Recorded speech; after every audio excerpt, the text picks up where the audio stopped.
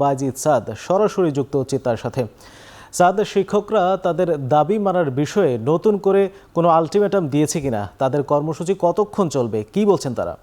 বাড়ি ভাড়া সহ ৩ দাবিতে শিক্ষকেরা এখন পর্যন্ত শহীদ মিনারে অবস্থান কর্মসূচি পালন করছেন।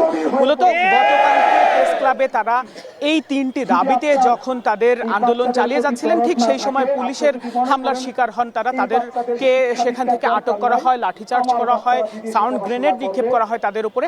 সেটির প্রতিবাদে কিন্তু গতকাল রাত থেকে তারা শহীদ মিনারে অবস্থান করছেন এবং এটি আজকে বিকেল পর্যন্ত কিন্তু তাদের এই অবস্থান কর্মসূচি চলছে।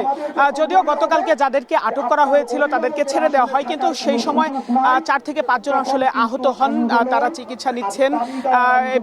এবং আজ সারাদিন কিন্তু বাংলাদেশের 30,000 শিক্ষা প্রতিষ্ঠানে পাঠদান বন্ধ করে শিক্ষকেরা তাদের কর্মবিরতি পালন করছেন। এবং কিছুক্ষণ আগে পর্যন্ত এখানে যদিও সরকারি ঊর্ধ্বতন কোনো কর্মকর্তা বা সরকারি উপর মহলের কেউ এখন পর্যন্ত তাদের এখানে দাবি দেওয়া নিয়ে কথা বলতে আসেনি, তবে রাজনৈতিক অনেক নেতৃবৃন্দ এখানে এসেছেন।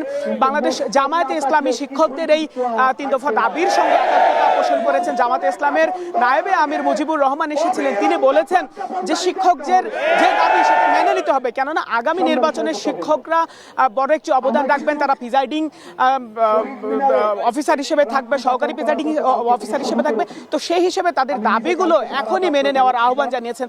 এছাড়া এখানে এসেছিলেন খেলাফত মজলিসের নায়েবে আমির শাখাওয়াত হোসেন, এসেছিলেন ইসলামী আন্দোলন বাংলাদেশের প্রেসিডিয়াম সদস্য আশরাফ আলী আকন, এসেছিলেন ইনকিলাব মঞ্চের মুখপাত্র শরীফ উসমান হাদি এবং সেই সাথে সাথে মাহমুদুর রহমান মান্না, তিনিও কিন্তু এখানে এসেছিলেন। এবং তারা প্রত্যেকেই শিক্ষকদের যে 3 দফা দাবি সেটি মেনে নেওয়ার আহ্বান জানিয়েছেন। তারা বলছেন যে শিক্ষকদের এই যে দাবিগুলো সেগুলো যৌক্তিক, সেগুলো পূরণ করার জন্য সকল রাজনৈতিক দল যেন একাত্মতা পোষণ করে এবং তারা এক হয়ে সরকারের কাছে যেন এই দাবি পূরণে সরকারের সঙ্গে কথা বলে, এটা কিন্তু তারা এখানে এসে বলেছেন। এবং সেই পাশাপাশি শিক্ষকরা কিছুক্ষণ আগে একটা কর্মসূচির ঘোষণা দিয়েছেন। তারা বলেছেন আর রাতের মধ্যে যদি তাদের দাবি দেওয়া মেনে নেওয়া না হয় তাহলে আগামীকাল মার্চ টু সচিবালয় কর্মসূচি তারা পালন করবেন। এই ছিল আমার কাছে। এমপিভুক্ত শিক্ষকদের অবস্থান কর্মসূচির সবশেষ কেন্দ্রীয় শহীদ মিনার থেকে জানাচ্ছিলেন সহকর্মী বাইজিদ সাদ।